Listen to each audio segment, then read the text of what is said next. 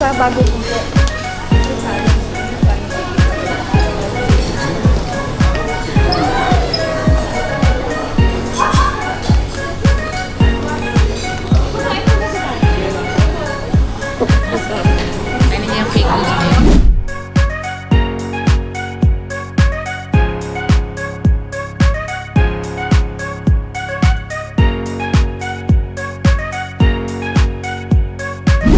He prepared for a stage much bigger than he knew.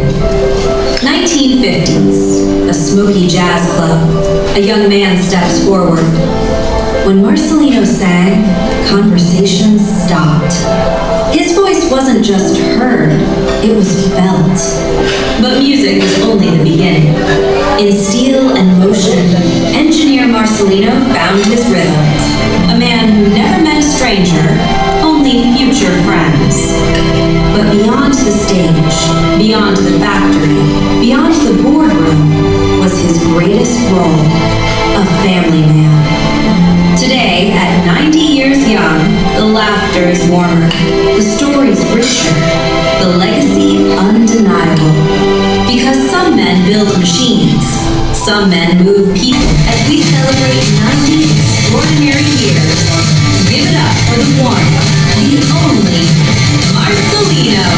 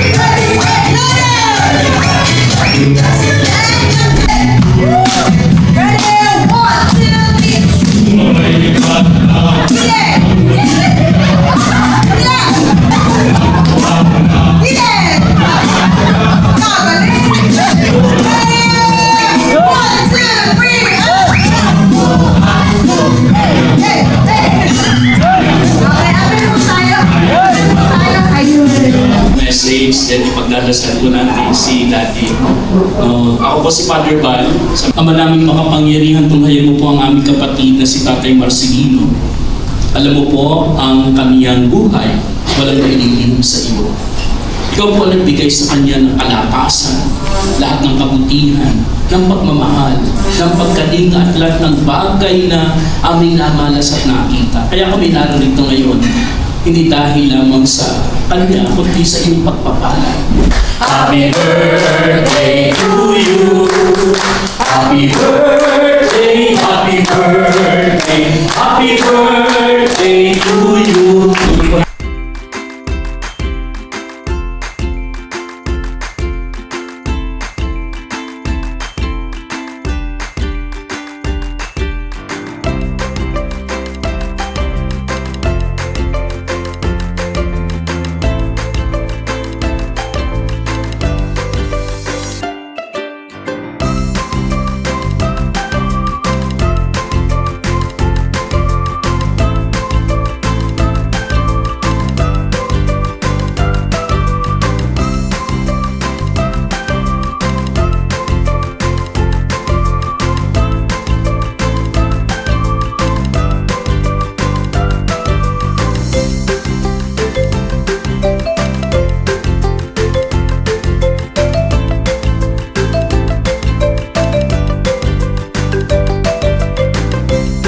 And now let's sing together a happy birthday song. DJ, play the music.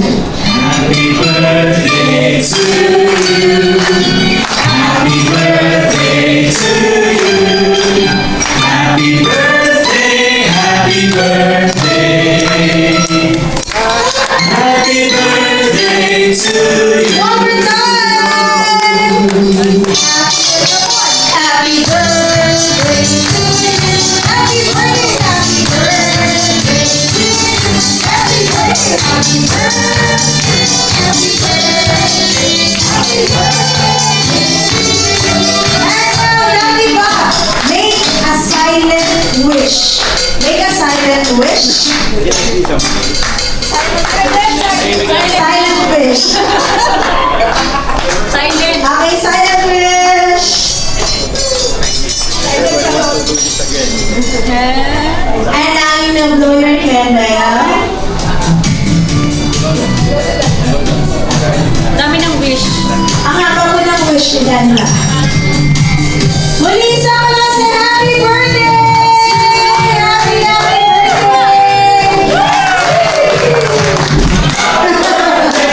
Napakaganda na kanilang news. Birthday to you. May the good Lord bless you. May the good Lord bless you. May the good Lord, may the good Lord. May the good Lord bless you.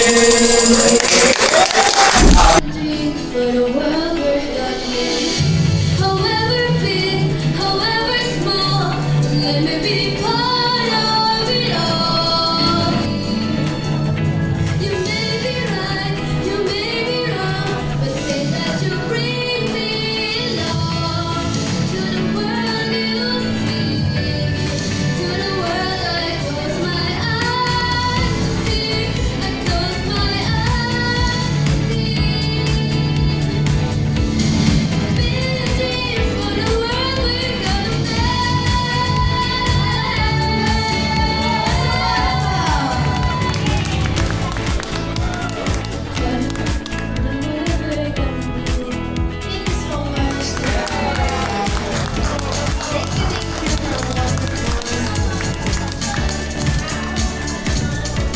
Hindi sa inyong lahat na nandito.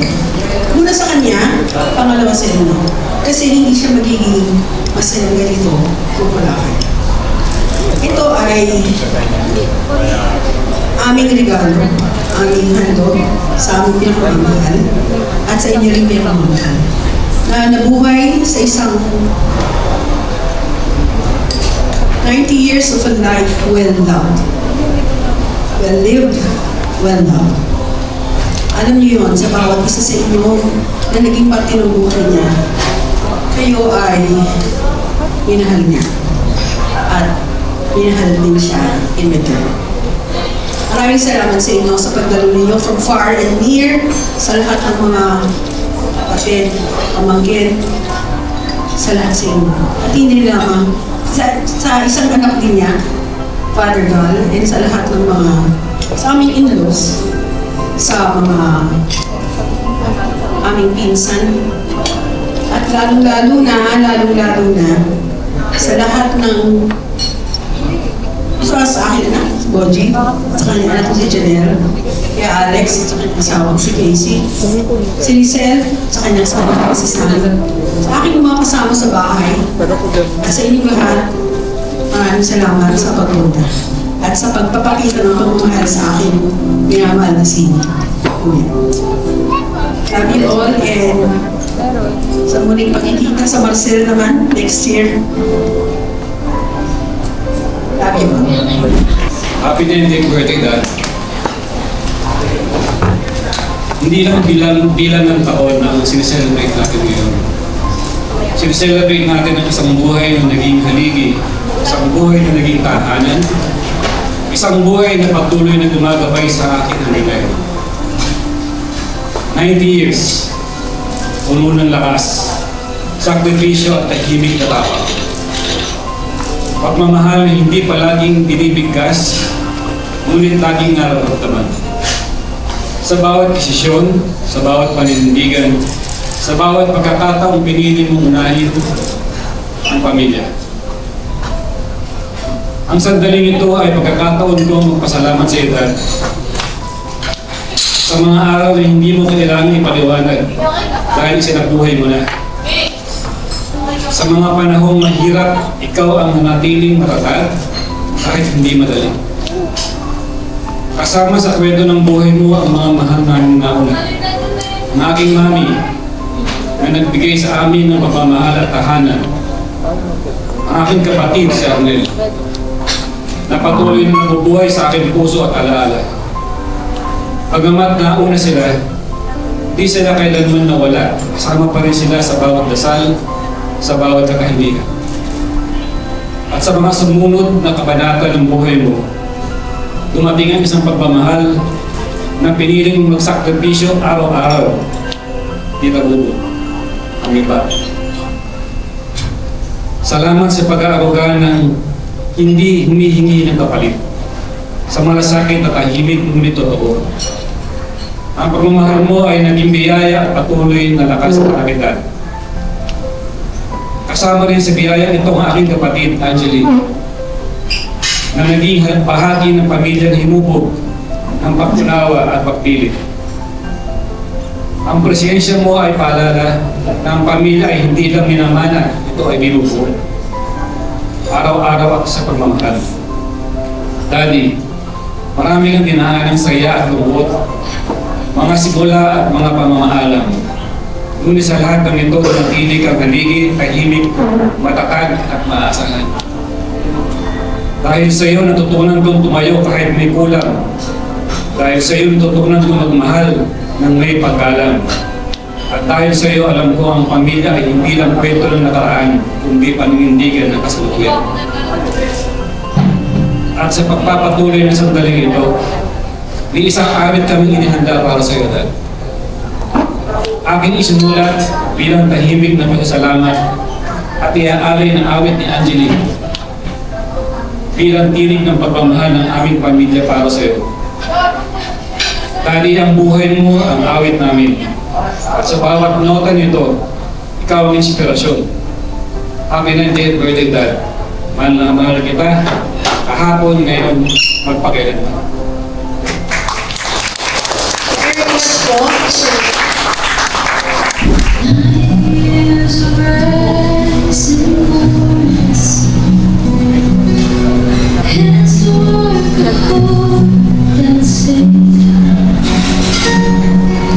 Through every storm and every season, you showed us all the way. Every line upon your face tells a story of grace. You are our Father, strong and kind.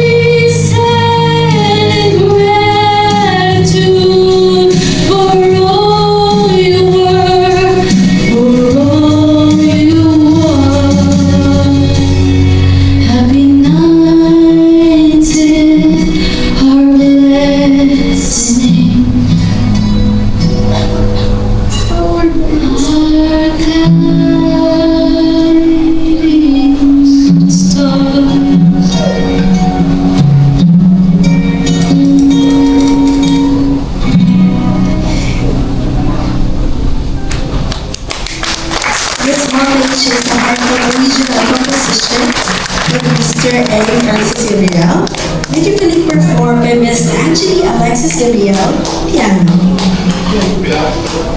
Happy everybody. Happy.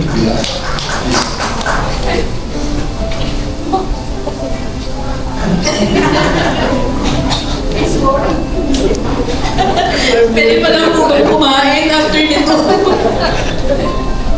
Palakpakan po muli. Ayan, thank you so much po. Ano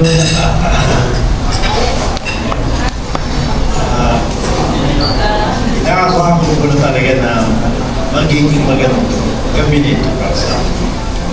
Kung hindi ko pinakasal na ganito kalaki. It's a great evening for us. I'm really happy na everybody is kapag-anak, kapatid ko, pangkin,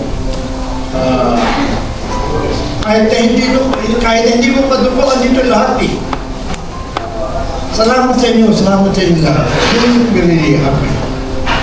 Salamat po, Father Bal, friend of my son, and our friend also.